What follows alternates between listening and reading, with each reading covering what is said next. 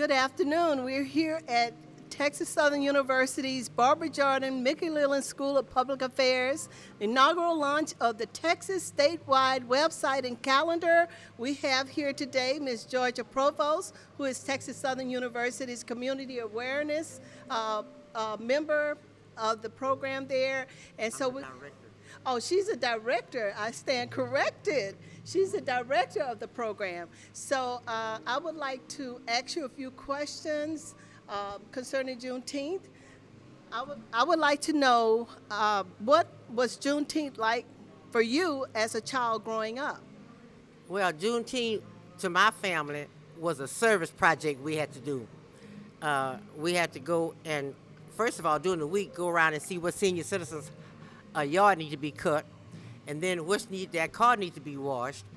And then my father would they would butcher calves, clean pigs and chicken. So he would do the barbecuing because of these same seniors that we would go do the service projects are the ones we had to bring the dinners to. So it wasn't a celebration for us, it was a service project that he said because now mind you, Daddy keep telling you every year what Juneteenth was about. So you have to get up sometime and recite and let him know that you understood what Juneteenth was about. And it wasn't about all this partying and playing. Another thing we had too, my father would have a rodeo. Now every year we would go to Huntsville to see the rodeo with the prison rodeo and to take notes to come back with Daddy so that we can improve the rodeo that he was having every year. So, and then I was the oldest child, so everything fell on me to do. And like Daddy said, I had to be a setting example for my brothers and sisters. Wow, that's amazing. Well, I would also like to know, what has Juneteenth meant to you as an adult? Also, since we now have a national holiday that has been signed into legislation by President Joe Biden. Could you tell me about that? Well, first of all, let's start locally. Juneteenth was started with one of our graduates, the late Al Edwards, and he started Juneteenth USA. So as a result, when Granger came and went to Galveston to tell him about it, it was 2 years.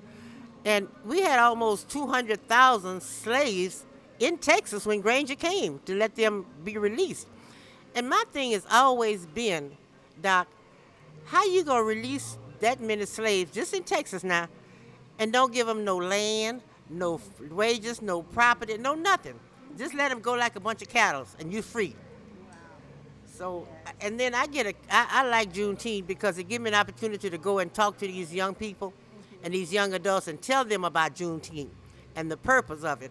And number one, we should be about Juneteenth, we should be about evaluating and assess of our race and see where we're going, because where we're going is not normal. And we're not doing anything to promote our race. And that's what the things I do to do. And that's what I've been doing this morning. Go and talk to these young people and let them know that what is Juneteenth is really about. And for Biden to sign for national, and you got about 50 states that celebrate Juneteenth.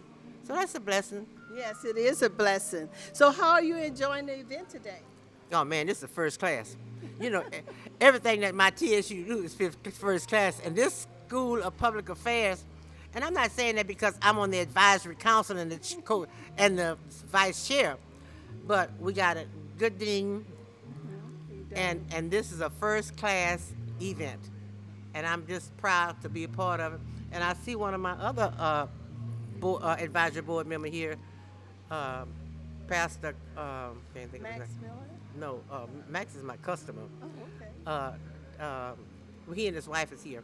So I'm just excited and something that the community can come and enjoy. Thank you. Well, you're correct.